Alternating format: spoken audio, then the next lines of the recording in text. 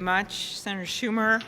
So the president promised on day one that he was going to bring down costs, and it is day 261, and the opposite is happening.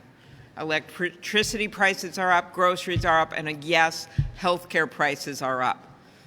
A few numbers to remember.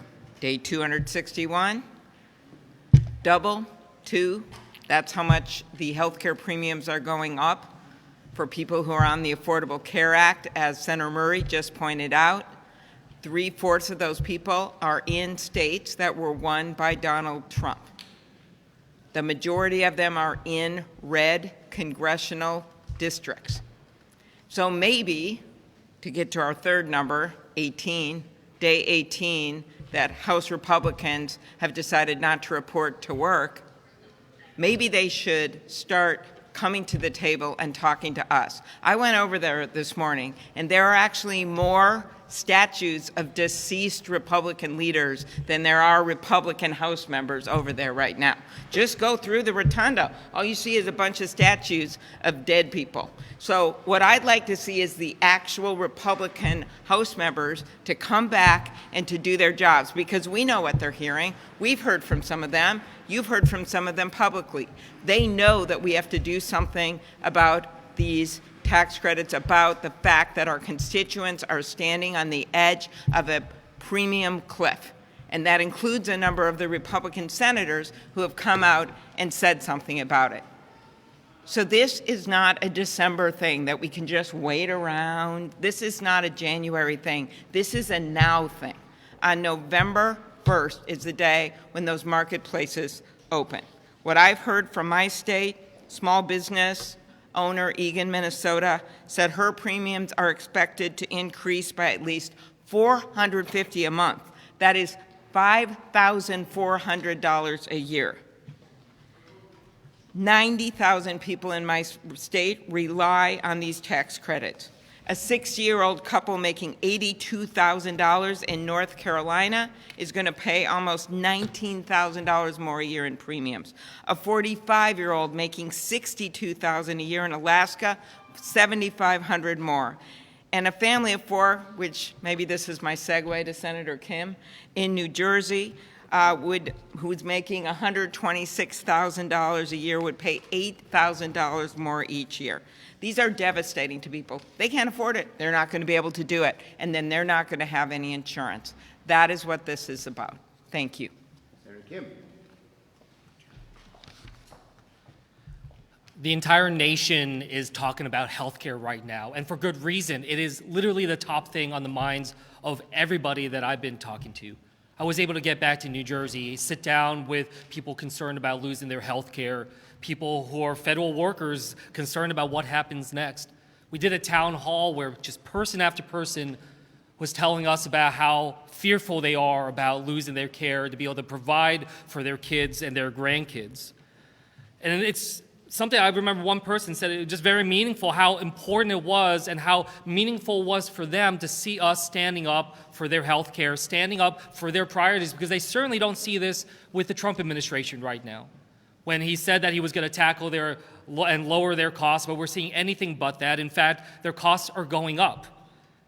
The second thing that really became apparent over the course of the last week is that we see that the Republicans know that they are on the wrong side of the American people, on the wrong side of these issues. And the fact that only one side of Congress is in session right now, and I say that as someone who literally worked over there in the House of Representatives not too long ago. I know them. I know those 10 Republicans that a month ago said that they support extending ACA subsidies. And I know that right now what Speaker Johnson is doing, he's not keeping the House closed. He's silencing his own members. He's preventing negotiations from happening.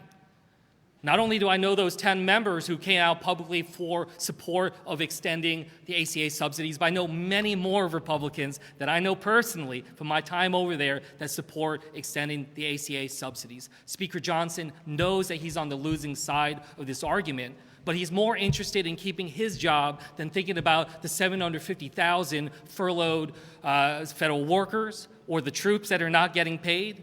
That's what we're seeing right now before us all. So shame on him for being more interested in protecting his own job than the jobs of so many Americans. The third thing is that, look, this is all backfiring significantly on the Republicans. Trump came out, Russ Vought came out threatening and saying that they're going to stop the funding to the Gateway Tunnel project. I can tell you, people in New Jersey, but around this country, are just sick and tired of these mob boss tactics. It's honestly something that really shows just how crass and just how far the Trump administration is going to try to have the fact that they are punishing American families in order to get political retribution and revenge against those of us trying to stand up for Americans' health care. People see that. I was a career civil servant in the federal government. I worked under 2 different shutdowns before. I didn't get paid. I had to show up to work every single day. So when Trump talks about how where the furloughed employees are not guaranteed their pay, I have to just say that is not only illegal and wrong, but it is something that's sending a signal far and wide about just how much he doesn't care about the American people and the families that are really struggling right now. So whether that's what he did on the Gateway Tunnel project, which frankly right now is all people are talking about in New Jersey, between that and health care. And he's certainly going to have an impact in terms of this governor's race, because I can tell you people see firsthand what it is we need in terms of leaders standing up for the people of New Jersey. But I'll just end with this. One of the women that I talked to in New Jersey this past weekend, she was an independent voter, and I asked her, if you had a chance to talk to Donald Trump, what would you tell him? And she said, I would tell him that it's our money. It's the American people's money. It is not Donald Trump's personal bank account. He cannot use it for political revenge. He should be using it to help support the American people for what they're struggling with most. And right now, that's about affordability and about paying their health care costs for their families. Thank you. Leader I didn't call on you yesterday. Thank you. I appreciate you and Senator Kim represent massive airports, LaGuardia, JFK, Newark.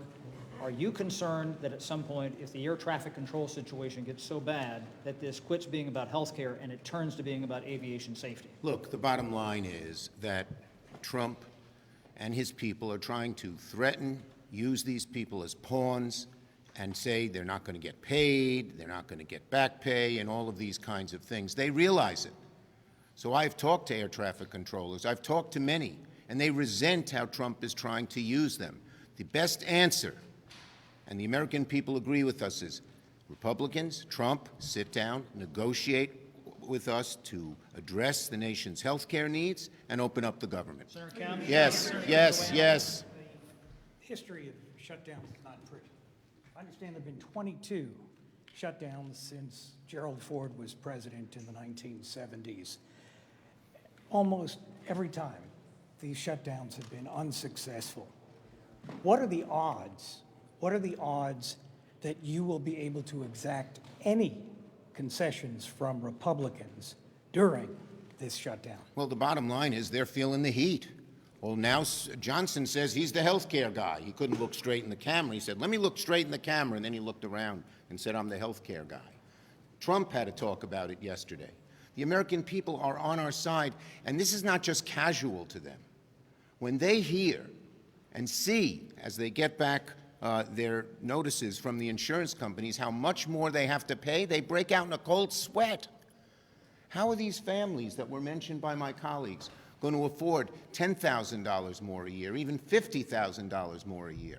So we believe that the pressure that the American people are putting on the Republicans, which are already seeing them signs of cracking, are going to get them to come to the table, and we can negotiate a good deal for the American people. Yes. Go ahead.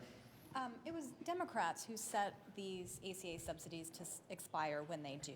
Do you regret having done that, and why? The bottom line is very simple. We want them extended. They don't want them extended. We're fighting to get them extended. Yes. Republicans, time and time again, say the only reason that you've gotten into this fight is because you're worried about a primary challenge in 2028.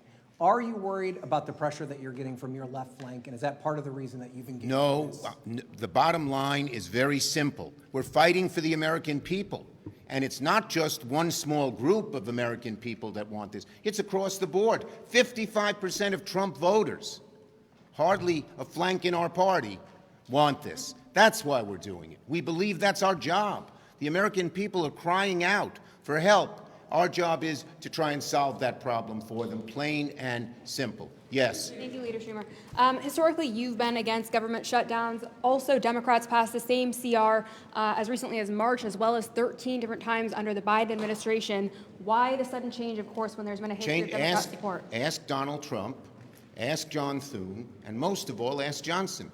In all those instances, we negotiated with Republicans and came to an agreement. When I was majority leader, we had 13 different CRs.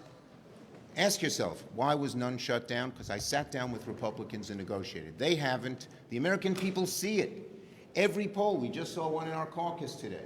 They blame the Republicans. They blame them because they're not negotiating, because they're on the wrong side of health care, because they're in charge. They have the presidency, the Senate, and the White House, and they've gone home.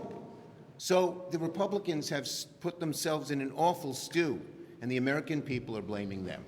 Thank you.